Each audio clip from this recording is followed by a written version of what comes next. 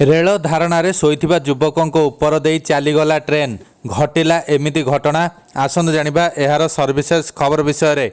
उत्तर प्रदेश बिजनौर एक आश्चर्यजनक घटना सामना को आसी। जड़े युवक रेल धारणार शोइथिबा बेले तांको उपर दे ट्रेन चली जाइथिला। स्थानीय लोके युवक जनक जीवन हारी देइथिबा भाबी पुलिस को सूचना देइथिले।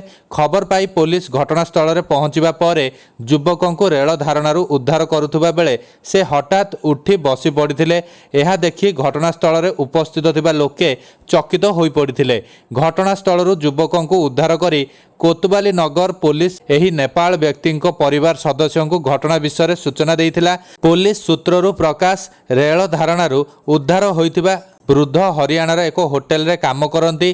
तांको नाम अमर बहादुर। प्रत्यक्षदर्शी कहवा अनुसार अमर बहादुर बिजनौर सेंटर मेरी निकटस्थ रेल फाटक निकट में धारणार शोई पड़ते।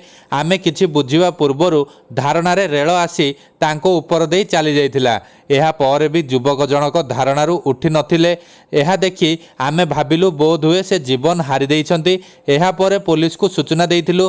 पुलिस घटनास्थल में पहुंची युवकों को मृत भावी धारणार उठाइबा को चेष्टा करुथुबा बेले से हठात उठी बसी पड़ते एवं तांको सहित कौन घटी किछि जानि पारि नथिबा से कहिथिले। कारण से समय रे अत्यधिक मद्यपान करिथिबा पुलिस रो प्राथमिक तदंतरु जଣା पड़िछि।